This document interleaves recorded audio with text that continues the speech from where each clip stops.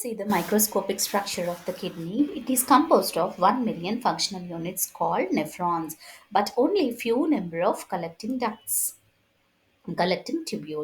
The nephron is having one closed end, the other end is opening into the collecting tubule. The closed end is seen in the cup-shaped Bowman's capsule, and it is having a network of capillaries called the glomerulus.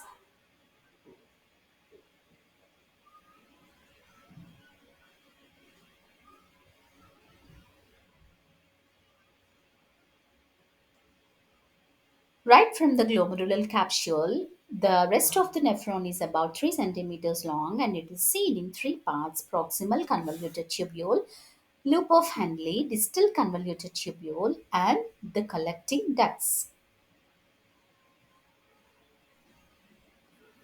The proximal convoluted tubule is situated in the cortex. In the cortex, where the urine is formed, the medullary loop is present in the middle layer medulla, and the distal convoluted tubule, which is present in the cortex and which leads into the collecting duct. The collecting ducts unite, forming large ducts that empties the contents into the minor calyces.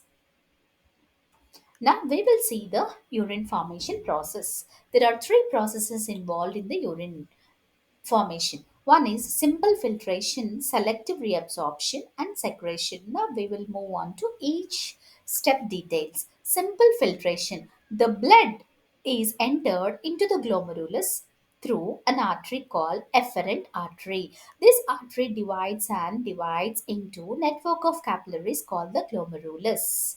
Here in the glomerulus, it is having semi-permeable walls where the filtrate of water, salts, and other substances occur. That filtrate is called glomerular filtration, which is very similar in nature to that of plasma. But the exception is plasma contains plasma proteins, but here glomerular filtration doesn't have any plasma proteins. The volume of filtrate formed by both the kidneys each minute is about 125 ml per minute. If we calculate likewise, 100 liters of dilute filtrate is formed each day by both the kidneys. The second step is called selective reabsorption, and here in the process, composition and volume of the filtration is altered. The altered through a process called tubular reabsorption. While the filtrate is passes through the tubules and the loop of Henle and the collecting tubule, the filtrate will be concentrated.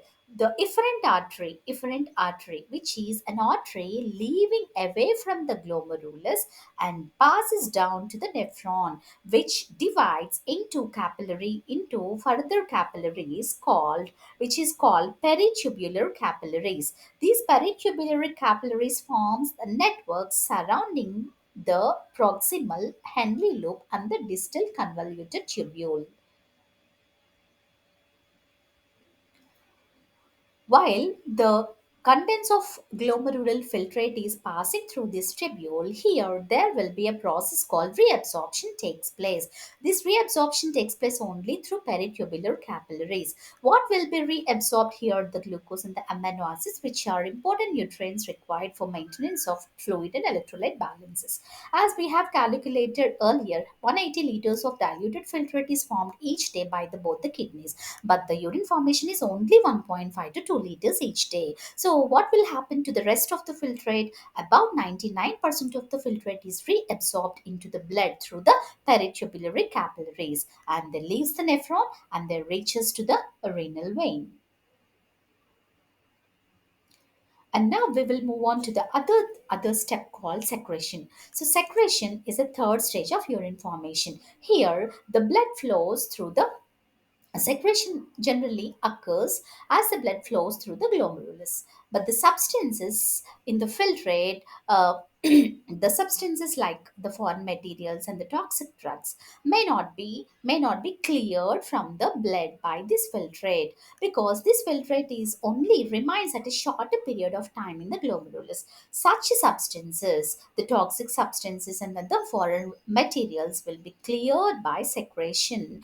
This is happening in the convoluted tubule, which is excreted from the body.